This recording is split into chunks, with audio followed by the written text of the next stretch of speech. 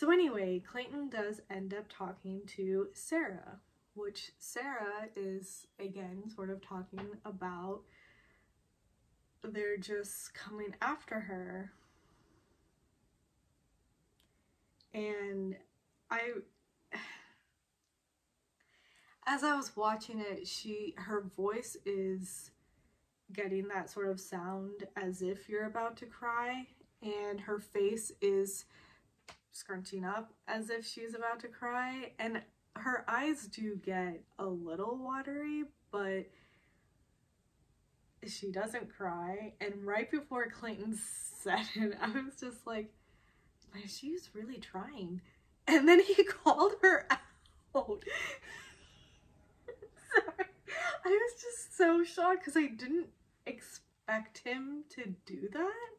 He flat out, like I wrote in all caps, lol, because he flat out was like, okay, I really feel like you're trying hard for fake tears right now, and I just don't trust you.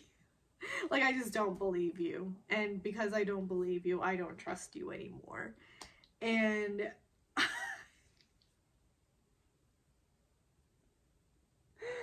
oh my god. That was amazing. That was seriously a moment. And I was just like, yes, Clayton. I love that he just completely addressed it in the moment right there. Put her on the spot. Her face like quickly went serious, and you know, she's just listening to him and talking about how, I don't even know if she really said much over here, because he was like, you know, let me just walk you out now. It was when they were walking out that she's like, you know, I'd really like to speak with you before leaving. And she's just like, we really have a strong connection, and, you know, just trying to win him back and to stay there. And Clayton's just like, yeah, the thing is, I don't believe you. And now that I don't believe you, there's no trust, and you can't have a relationship without trust. And I'm just like, well, damn, okay. Bye, Sarah. I mean, it was just insane, but amazing, but also insane. And anyway, yeah, she's gone, and Clayton goes back to the girls, and the girls are just sort of surprised that she did actually get sent home. But, you know, a good kind of surprise, I guess. But it's quickly diminished because he's like, yeah, because of tonight's events, I can't really give out this group date rose, which I don't blame him. What is he supposed to do after that? So no group date rose. So Serene has her one-on-one time. She does go exploring in the city with him, and they have like fun and flirty, and it's slightly goofy at times, and they're just having a good time. I actually, after seeing the small clip at the end of Susie's time when they were trying on clothes, and the designer had given them sort of more traditional style Austrian clothing, and they were dancing with each other. It's like, that's goofy. Like, they were having a really fun time. I like the shots of the designer sort of like watching, and she was amused and just sort of like laughing at them. But you know, it's just Serene. I mean, she's beautiful, she's sweet, she's kind, and they have a good time just throughout the day. And then in the night portion, they sort of go a little bit into their dating history, and they talk about both of them sort of had long-standing relationships with people that they dated, either, well, in her case from high school. In his case, I'm not sure. There wasn't a ton of details on his case, but for her, it's like she talked about how it got to the point that they had been together for so long that they were with each other just because they had been with each other. And after leaving the relationship, or the relationship ending, then having that period of time wondering, did I just waste my 20s? But they really talk about how, you know, it's not a waste, and you're learning, and yeah, she tells him that she's fallen in love, and this really surprised him, and sort of he was taken aback because he really wasn't expecting her to say it. Frankly, I wasn't really expecting her to say it either, but she's fallen in love with him. And he is really happy to hear that, and he takes her, or he gives her the rose, and then they're going for a walk like through that building, and they come to this famous painting, the most famous painting in all of I think Austria, and he's like, it's called The Kiss, and I just think we should recreate it. Bam, kiss. And I was like, that was the most like staged and completely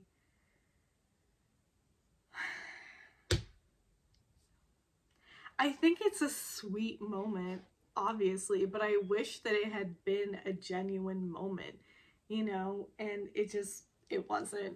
It just was not. And so for that reason, it instead just felt awkward, and then I didn't believe in their connection at all. And her saying that she's fallen in love, it's like that small scene right there felt so forced and just weird. I don't know. But anyway, so she has a rose and Susie has a rose. The only two that we know for sure are going in for hometowns. And we go into the rose ceremony.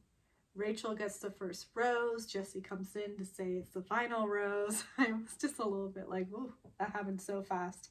But yeah, it's between, I think just Gabby and Teddy is left, right? So Gabby gets the final rose. And Teddy had a moment of really actually looking sort of stunned. And then like she got over it pretty quickly, said our goodbyes to the girls and went to Clayton, and then he's walking her out and you hear her in the ITMs, and like this was so interesting because she outwardly wasn't reacting too much. Outside he was thanking her and saying that she will always hold sort of a special place in his heart. So he's like saying these things and really just saying goodbye. And she, like, you saw her walls just go up, and she wasn't rude or anything. She, you know, accepted his hug and was like, thank you. And I think she was shell-shocked and processing and surprised, and especially because you're hearing her ITM and you're hearing her talk about how she's so surprised. A week ago, she felt so solid. She felt like it was going to be her. She felt to that point. So what changed in 1 week?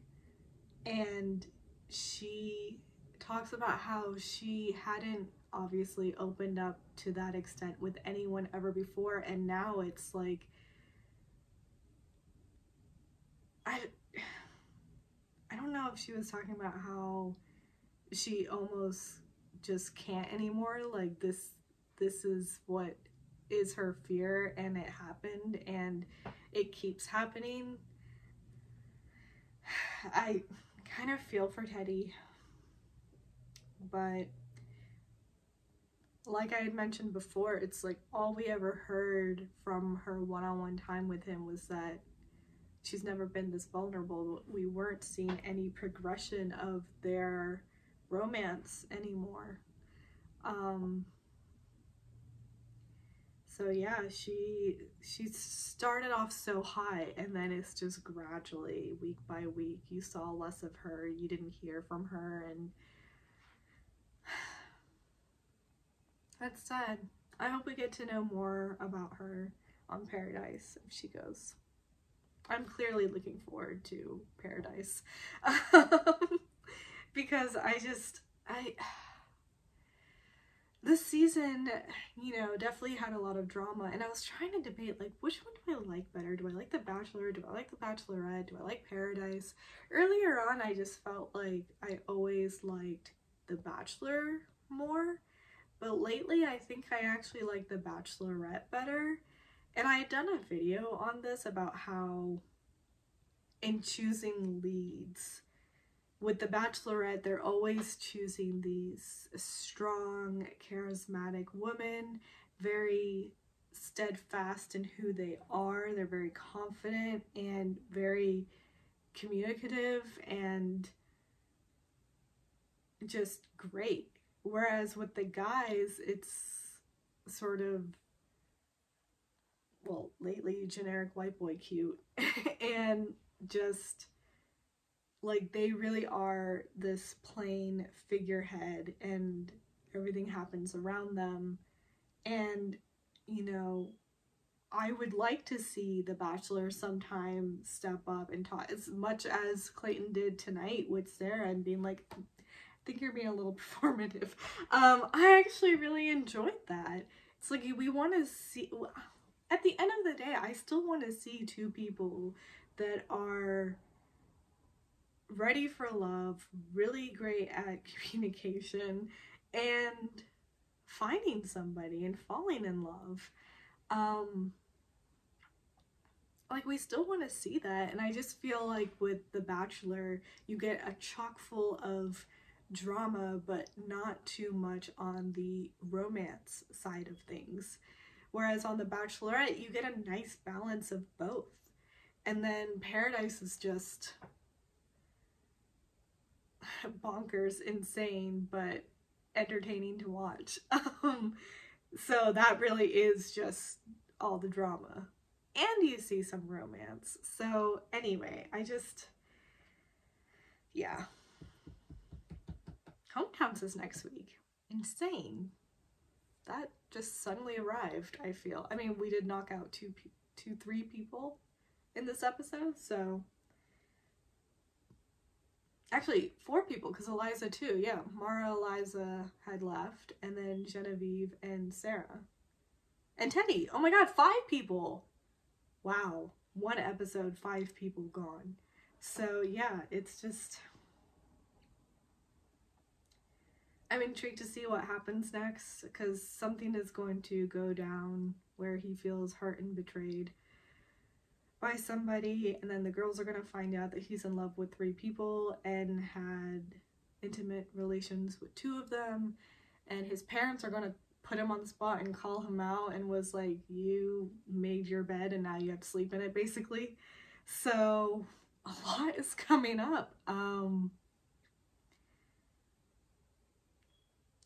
So I'll see you next week, I guess. Yeah, that's about it. Toodles. See you next week.